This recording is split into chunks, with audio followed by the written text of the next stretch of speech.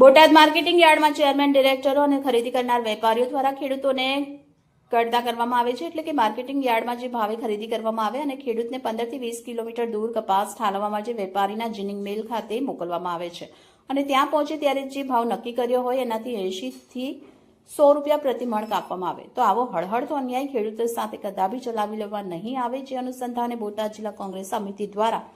બોટાદ ખાતે યાર્ડ સામે વિરોધ દર્શાવવામાં આવ્યો, જેમાં કાયદો અને વ્યવસ્થાની જાળવણી માટે પોલીસ દ્વારા કાર્યવાહી હાથ ધરવામાં આવી। આમ આદમી પાર્ટીએ બોટાદ માર્કેટિંગ યાર્ડ ખાતે ખેડૂતો પર થતા જુલમ શોષણનો વિરોધ કરવા, ખેડૂતોની માંગણીને બુલંદ બનાવવા કિસાન મહાપંચાયતનું આયોજન કરવામાં આવ્યું, જે માટે વહીવટી તંત્ર દ્વારા આમ આદમી પાર્ટીના આગેવાન પદાધિકારીઓને અટક કરી નજરકેદ કર્યા બાદ ખેડૂતો દ્વારા પોલીસ પર થયેલ હુમલાથી નિર્દોષ લોકો સાથે બર્બરતા દાખવવામાં આવી રહી છે, જેનું ખાનગી ચેનલના પત્રકાર કાજલબેન સુવા દ્વારા નિડરતાપૂર્વક રિપોર્ટિંગ કરી રહ્યા હતા।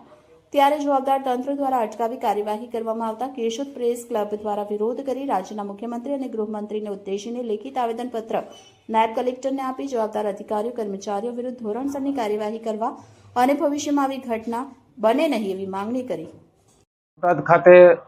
માર્કેટિંગ યાર્ડની અંદર ખેડૂતો પાસેથી ખેત પેદાશોની ખરીદી કરી અને તેની અંદર જે કડદા નામે વેપારીઓ દ્વારા જે ઉઘાડી લૂંટ કરવામાં આવતી હતી એના વિરોધની અંદર ખેડૂતોની જે મહાપંચાયત યોજાયેલી હતી એ મહાપંચાયતના કવરેજ કરવા માટે થઈ અને ટીવીના પત્રકાર કાજલબેન સુવા ત્યાં રિપોર્ટિંગ કરી રહ્યા હતા। ત્યારે રિપોર્ટિંગ દરમિયાન લોકશાહીને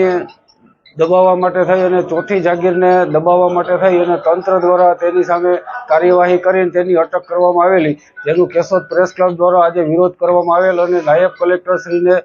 લેખિતમાં આવેદનપત્ર આપી અને આ જે બનાવ બનેલ છે બનાવની નિંદા કરેલ છે અને ભવિષ્યની અંદર આવી કોઈ ઘટના ન બને અને પત્રકારો જે છે એ લોકોનો અવાજ,